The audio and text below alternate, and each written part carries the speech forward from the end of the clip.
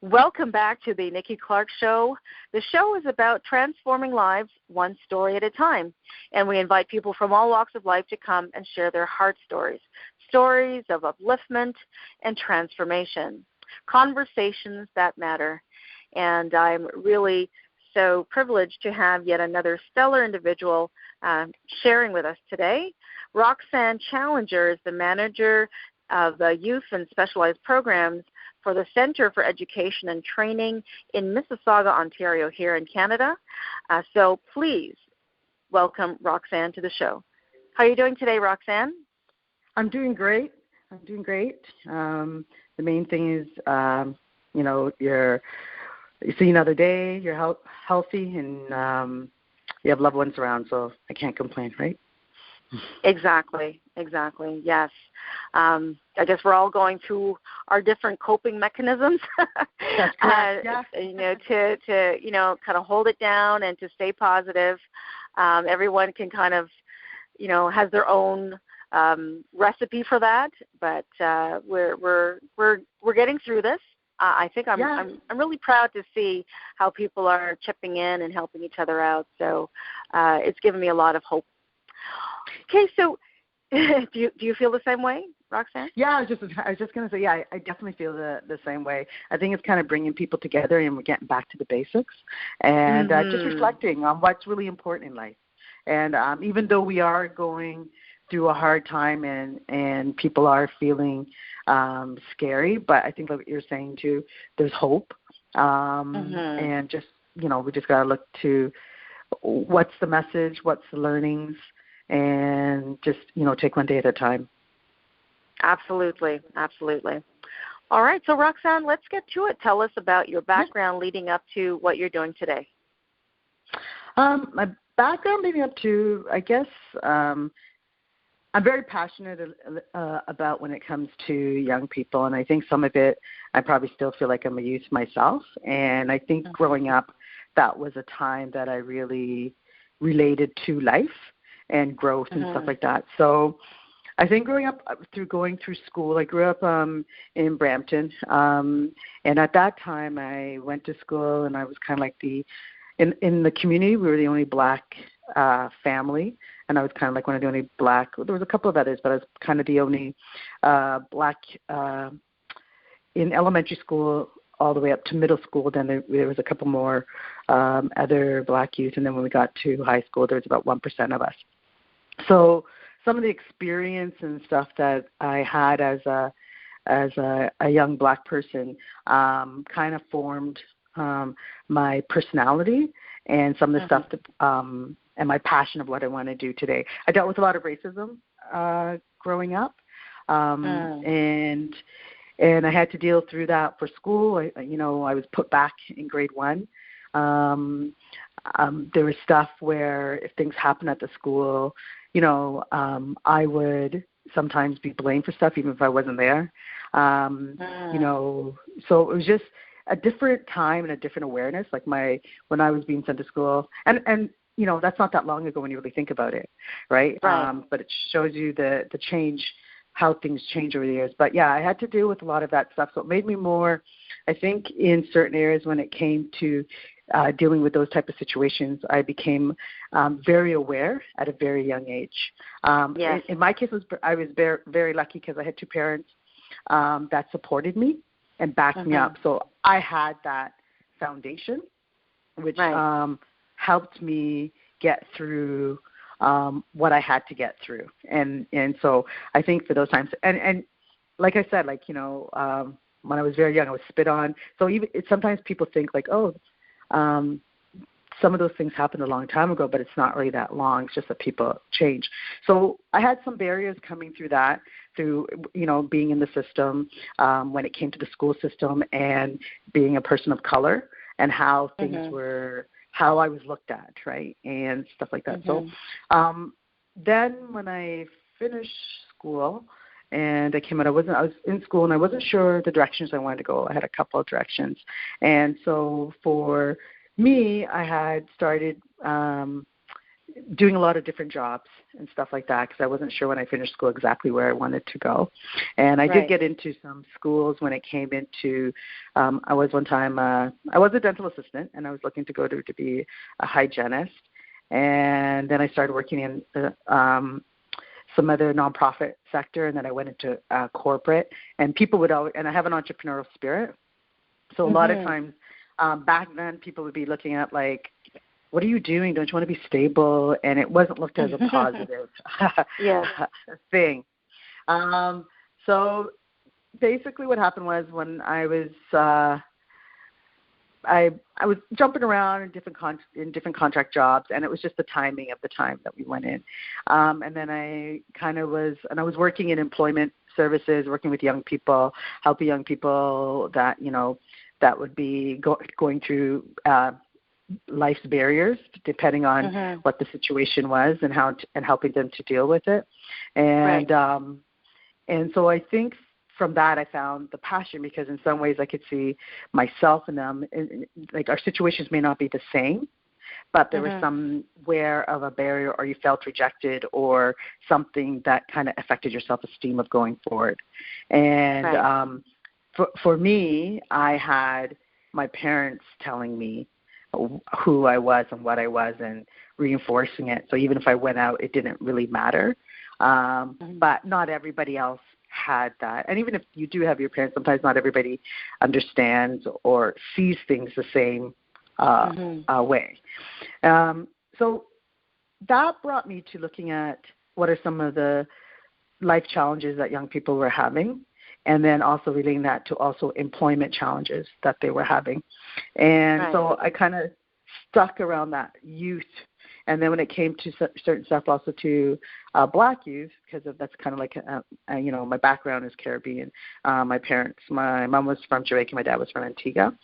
And so that made a big difference too. And also in, my parents passed away to a little bit early when I was in my late, 20s there. And then my mom. Sorry to hear that. So that foundation changed. And sometimes you take things for granted. Yeah. And you start to realize, and it doesn't matter at what any age, the importance of your foundation and the importance of support and the importance of someone kind of really having your best interest and trying to guide you the proper way. So that's kind of what guided me into this direction, and then figuring out a way of how myself could fit in, and then also understanding about self-care so that I can make sure that I'm providing the best of myself to the person that I may be trying to assist. And those are some things you have to learn too, because as you're going through some of the stuff that you come across, they're pretty heavy things, right? And you also have to look at, like, how do I separate myself to take your own self-care and then also to help somebody. So I think through my career, I always want to be doing something and helping, but I do have a real passion for helping young people and helping them get to their next level, personally or professionally, of what they want to do in life. And then understanding that they're important, no matter where you are or what's happening in your life. And I think that's some stuff you get to learn. It's about you are not the situation, right? And you could come out of it. So it may not we may not go the way that we want to go, and sometimes that's the battle we're fighting with, but how we're going to get there. And sometimes when you go the other way, you realize, okay, this wasn't bad. It was more of my pride or my ego, what was preventing me. So it's just showing them that we're all human. We all go through life, and it's just lessons that we're learning. And then, and I'm a resource here to help you if you want to go somewhere. So that's kind of like where it brought me, and I think it's more of my experience in seeing other people that have gone through stuff, or seeing people that may not have had that same support and understanding, and putting that thing back into, because I think the other thing was a little bit interesting is some people really like, what do you want from me? What do you do? You know, so it's another thing where sometimes people think that because you're doing something, there's something they're supposed to give back. And so that part of humanity, like, no, I'm just doing it because I care, or people really sometimes don't see that you really care. Do you know what I mean? It has nothing to do about anything that I'm receiving or getting, right? Yeah, and then it doesn't have to be like an agenda, a hidden agenda. It could just be because you just have like an altruistic kind of spirit, and you want to give back, right? Yes, definitely. So I think that's when it comes to that part, and then is me looking at perfecting my skills. So now I did a lot of development, and that's when I was talking about self-awareness, developing certain skills that you can make sure your networks, and educating yourself on different things that are happening within the community, resources around. Because sometimes we have impact, and I always say to people, we have impact. It could just be you bumped into somebody on the bus, and you just provided some information, and you don't know what that information, how it changed their life. And so now taking it, when you are connecting with someone, how to take that to the next level. And that's where I think developing yourself to make sure that you are providing the best that you can to somebody, especially if they come to you. Because a lot of times when people do come to us, they come to us in a vulnerable state. And recognizing when someone does come to you, and sometimes there is a power automatically you would receive, and so and you have to be aware of that people are aware that sometimes they feel obligated. But so that's one of the main things of looking and connecting them to, and a lot of people in our community at the time that I've been through my experience are very entrepreneurial, or maybe I came across because sometimes I'm entrepreneurial, so you draw that. So that was another area I was looking at, developing young people's skills that were entrepreneurial, where to go, and to create mentors or connect with people in doing that too. And then also looking at the skills they have, sets they have, and how it can be transferred. So so this kind of stuff that when it came to that part of the passion, and then if other things came along, then you just help them if it's like housing or other stuff. But also knowing your limit, right, of what you can do and you can't do, was also an important part of that. And as you know, and I think back then we talked about mental health, but it wasn't really a big issue. So people, sometimes you don't realize something's having an impact on you. And sometimes it shows up in different ways. So that when you're dealing with and helping other people, you have to realize that too, and the tensions and stuff, or what comes across. One thing about young people, though, when you do work with them, and I think they help you keep your self-awareness because they tell it like it is. Oh, yeah. That's the beauty of working with children and youth, is that they'll tell you, Miss Clarke, your hair is, or whatever it is. It's just, they just no sugarcoating anything. So it's amazing. Yeah. But and it's so true, definitely keeps you on your toes. Yeah. Yes. Awesome. Well, I hear a lot of the passion in what you're sharing, and I can relate to what you're saying in your early experiences growing up, because I too dealt with a lot of racism, having come to Montreal, Quebec from Jamaica in the early 70s. And as a little girl, with my parents, we were the only black family, and we were the only English family in that neighborhood. So we kind of had two strikes against us, and it was an uphill battle for a while until we started to learn how to adapt and to speak the language fluently enough to kind of navigate through the different resources that were available, and then it got a little bit better. But in the beginning it was rough, and I too had experiences of people spitting, and being the only in class, or the only black girl for many of my classes, and I look back, and those memories are still fresh. I can understand where people say, well, didn't that happen a long time ago? Yes, but it still has an impact on what I do and the quality of work that I provide, and it may even still impact the way that I interact because of those kind of early blemishes. So it's a work in progress, but I don't think anyone should kind of discount whatever early, I guess, if you want to call it trauma, through those experiences they're still around, right? And when you're dealing with the public, you have to constantly be self-aware and check yourself to say, okay, I'm showing up to this workshop, or I'm showing up to deliver this service. Where am I at in terms of my mental health? And I need to take a minute. I need to reflect. I need to pray. I need to call somebody, and then get back there. Does that make sense? Yeah, definitely. Because I think also too, like when I hear about bullying and what's happening in school, I was like, that wasn't there when I was growing up. Mm-hmm. Like, you know what I mean? So when you talk about the impact, there wasn't the same. Like if someone said this or someone did that, it was dealt a little bit differently. But it does have an impact on, because your self-esteem.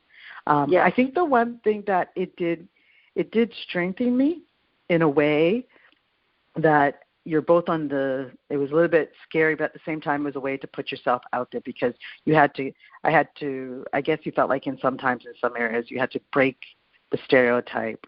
You had to show that, if you're smart or you're tough enough. Tough enough. Mm-hmm. And so you kind of, one thing that I think that's helped me is that it's made me have to force myself to be out there. And I didn't, and because you were, in one way that it was, you were already ridiculed, or, when you were going out, in one way it's like, well, what do I have to lose? Right? They already thinking some stuff like this, so I'm going to put myself out there. And I think that was something I think that's helped me a lot. Even though, like you said, there's some stuff that happens that does create insecurities, and that's stuff that we go through. But then there's other stuff, those insecurities also help build you, right? Right. And then being aware to make that change. So I think in some cases it was it kind of, I have a strong drive, so it enhanced my drive and my determination. And on the other hand, it's just like anybody else, there's other things that have like little triggers or things that you would reflect back on. And so, some people say it's like even as you get older, you're still dealing with some of the stuff that you're dealing with when you're young, right? So. Right. Understood. So Roxanne, as the manager where you are right now, what are some of the services that you offer? So I'm the manager of the Youth and Specialized Programs for the Center for Education and Training. And the programs that we offer are between Peel to the GTA to Durham. So I have programs in between there. And it's funded through different federal and provincial level and municipal government. So one of the programs, they vary from Networks program is a program where young people that are job ready and all they need is access to connecting with employers and practicing their networking skills, practicing their presentation, and having Mentor 101. That was kind of funded through United Way. And so that's a really good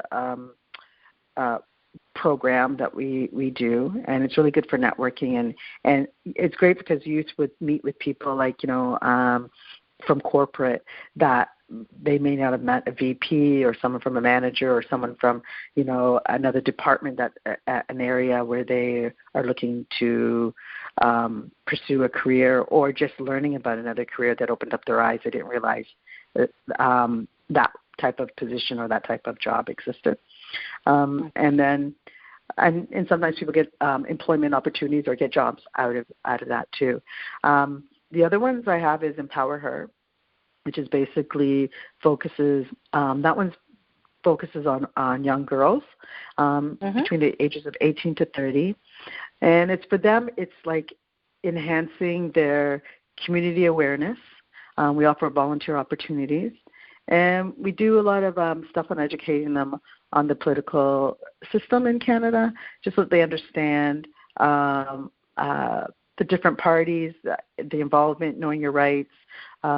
We introduce to them different career skills that are recognized within Canada. It also creates a bond. So, helps with that isolation, helping to build new friends. I think that's really the thing that I really like about it. And then they do projects and create teamwork type of activities. And they've done some really great stuff. And so it's great to watch someone come in and their personality changes or they grow, and then we leave the program with more confidence than how they kind of came in, and realizing other people are going through the same thing that they're going through. So I think that's what I kind of like about the program too. And then they're out in the community and they're also giving back to the community, which is really good too for that. We have another program called the LEAD program that's a little bit similar to that one. It runs mostly during around the summer, but because of COVID, we might have to push that one a little bit back. And that one gears around more volunteering too. And they do projects, and the youth figure out what project they want to do, if it's a career fair, if it's a debate, and stuff that they want a town hall. So and they kind of gather together and they figure out what issue they want to deal with for that particular summer. And then there's another program we have we call it short ES for Y. It's the employability skills for youth. And the ones that I mentioned are mostly in Peel region for those particular areas. And that one is, I have that program in Peel, Toronto, and Durham. And basically it's for young people that are out of school, out of work. The age group is between 18 to 30. And that one focuses on 4 weeks in class. They get paid to be there. So we do training and employment preparation. And then we place them with employers, and then they get hands-on experience with working with a company. So I think two things about that program is basically either helping people to get back into the workforce, expectations, thinking about your future, understanding whatever company you go to, you're learning something, and then take that learning to move towards your bigger goal. And some people land in their bigger goals. We've had people come in our program. We pay them the minimum wage for the in-class. They get paid in class, and then they get paid, the employer gets a reimbursement for about 8 weeks when they're on the job placement. And we've had some people come in and they've left and they're making $80,000 or started their own business. One guy, he has $150,000. So it's and it varies because it's really at where you're at. And so it's about you got where you're at, and also taking advantage of the information being provided to you. And I always kind of tell them this might be the last time you're getting paid to figure out yourself and what you want to do. The other times you're paying people, right? So that's that program. And most of the programs that you can connect with are through the Center for Education and Training. If you go into the youth division and youth services, you'll find each individual staff that will have their name attached to that particular program if you want to reach out to them. And and then I have another program in Toronto that deals with more with youth with OW, and we help them that they're pre-employment. So those are just more for them. We're prepping them, helping them get their life stable. And all the programs we do wraparound type of services, but then there's 2 downtown that we do that to. One is age group is 15 to 30, and then another one the other class is a little more mature. It's more towards adults that are on OW and helping them with their services. And this year we were supposed to run the Peel Region summer jobs, but COVID had an impact on that. So we're just hoping that would come back for next year for Peel Region when we do that.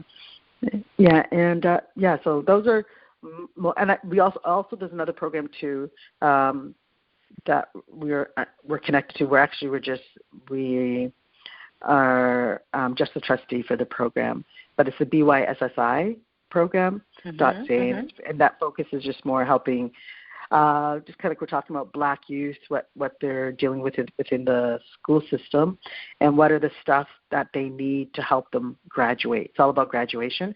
So it's focused on from grade 6 to high school and helping them to graduate or on their way to graduation. So our goal is 500 students to be graduated. And that's really good. What is good about that one, too, we're working with the Catholic School Board and the Peel School Board. And really working with the system and the parents and the youth to make a real impact. So I think, and the staff and the people make a big difference. So that's one thing that I look at, when people are coming in, that they really care. So like we all understand you got to get paid, you have a job. We all get that. But also, too, that, you care because you're dealing with people's lives. And you're dealing with a very sensitive population. So it's like, it's important because I know, and growing up too, and I think also, and you've heard the stories like where people have gone when they're younger to maybe a guidance counselor or something in the schools. And I'm talking more when I was growing up, and there were certain barriers that people had, stereotypes or stigmas they had towards people that later on it affect their life, right? I wasn't told this or I didn't know that or stuff like that. And it could affect someone's life going forward. So it's really great if we have opportunities to show people access, have options, try to show them the way to navigate through the system that they need to go through. And that's for all youth too, but all youth that are, basically for some reason in life have gone through something that is creating a real challenge for them. Okay, excellent. Roxanne, how has this pursuit of your passion project or work, how has that transformed your life?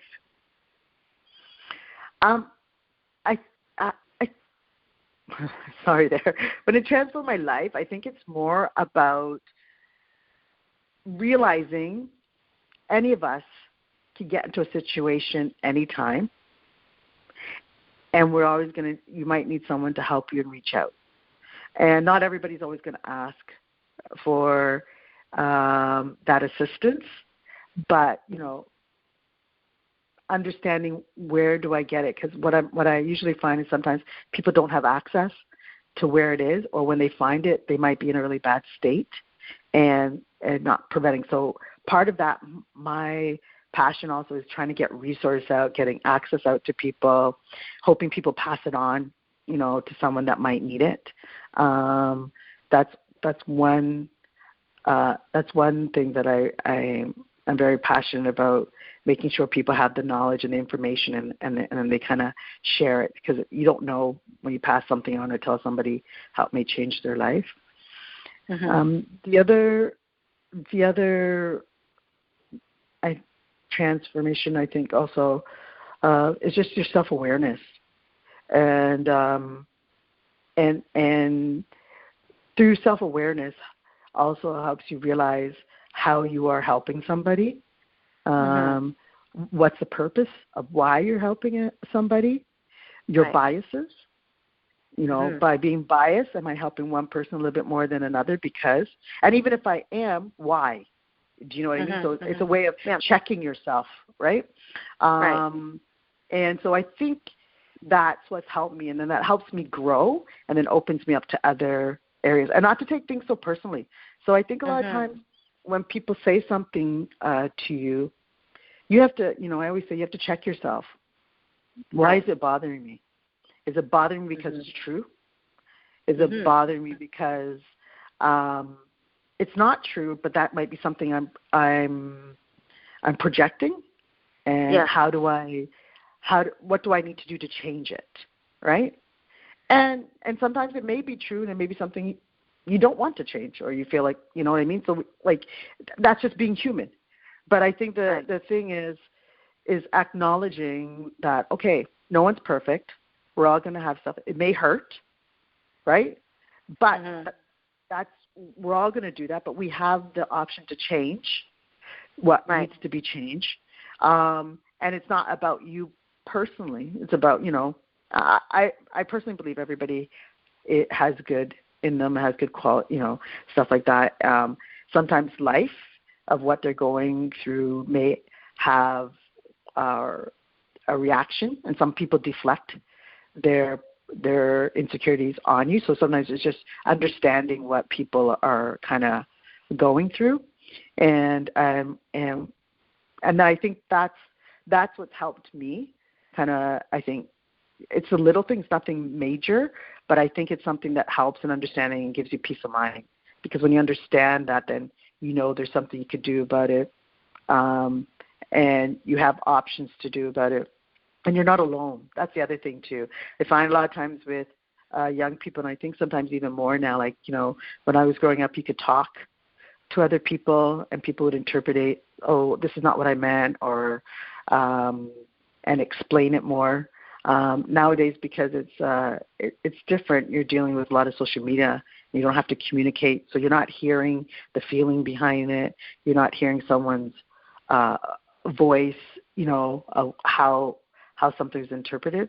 So I think that's a little bit of, and you're not hearing other people that might be going through the same thing as you, right? And so that's very important when it comes to sharing with other young people, knowing you're not alone. Someone else is going through the same thing, or when they find out, oh, I went through that. Oh, you went through that? Like, I remember I had one client came in and he's going to school, university and stuff, and he came to me and was like, what's wrong? And he goes, I got bullied, right? And these guys are bullying, and his background was South Asian, and so when we were just talking, and I said to him, oh, I got bullied too, and he looked at me, you've been bullied, right?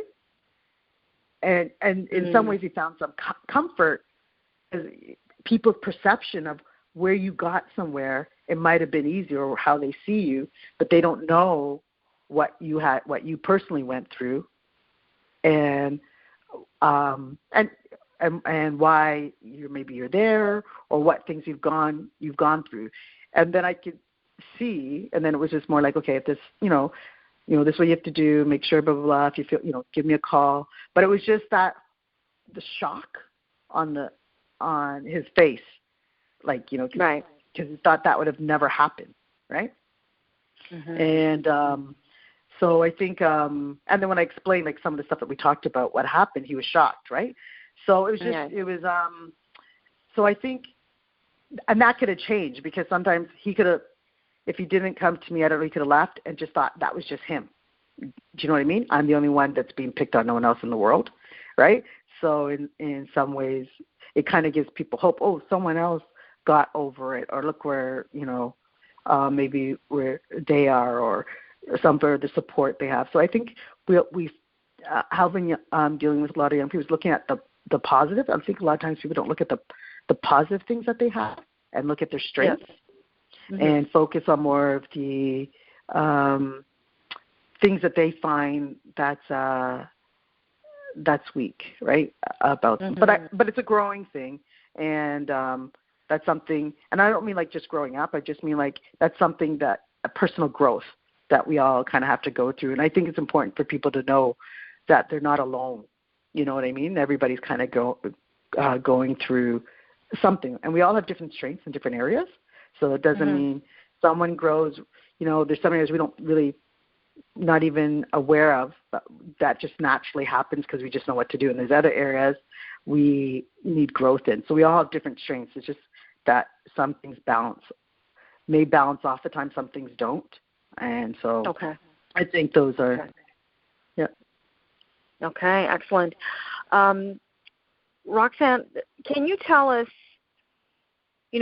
something that can offer a message of hope right now for the listeners going through what they're going through during this pandemic? What message of hope can you offer us? I think the message is basically this is a time where you can really be like, what is it that you want out of life? And when I'm saying out of life, it doesn't have to be a career. It doesn't have, just what is it that you really want personally out of life? What gives you peace? Also taking the time to look at, and the definition of your family, of what, it's not everybody's home or their parents are, everybody has a parent, someone might have a guardian. So whatever your situation is looking at around the people that care about you, that friends or people that you can connect with in that way. And I think, I believe that there is stuff that is not going to be perfect. There's going to be things that are not going to be perfect. But I mean, I know for myself where, I lost my parents, and the things that help me remember is, their spirit, the memories that I have. So, but that drives me to go forward. And from those, from these lessons, I believe there's other blessings that come out of that, and we have to acknowledge some of those. So you may not see it now for people that might be feeling like, I'm sure not what's happening, but I would just say take some time. I think we need to slow down, and this has created us, a situation where we have to slow down. We have no choice, but it's helped us to regroup and understand what's important for you. And important about the meaning of your life. What do you want out of your life? And it doesn't have to be big or small. Do you know what I mean? A meeting could be I just want to walk, collect my thoughts, walk around. I think that's the important thing. People think success is big, so I think that's mine, and bringing things together. And hopefully going forward, I think the positive thing and what I see is people are working together. Excellent. A lot more now. Excellent. Yes, I do. I see a lot of collaboration, which is really amazing. And I thank you so much, Roxanne, for your time. Thank you for sharing, your journey with us and all that you're doing in the community. So as we conclude now, can you tell us how people can reach out to you on social media? On probably the best way to reach out to me, we have stuff at the Center for Education. We have a social media site. And but for me personally, you can reach out at Rd Challenger at tcet.com. Okay. Excellent. Yeah, it'd probably be the best. Yeah, because we have if you go to the website, we have a bunch of social media links that will bring you to each staff member and different programs at TCT. All right. And can you repeat the website again, please? Yeah, tcet.com. .com. Okay. That's easy to remember. All right. Excellent. Well, I thank you again, Roxanne Challenger. Thank you so much for your time. I truly appreciate it. And please reach out to Roxanne if you have any questions, if you're interested in getting on board with some of the great services available in the training capacity or maybe some mentoring opportunities. Reach out. There's also a website available that you can take a look at the available opportunities. So you've been listening to the Nikki Clarke Show, and again, thank you, Roxanne Challenger. Please stay safe. Thank you, Nikki. You're more than welcome. You, and you keep doing what you're doing. It's needed, and thank you so much for having me. I appreciate it. Oh, very, very much a pleasure. Thanks again. And as I was sharing, please stay safe, stay positive, and bye for now.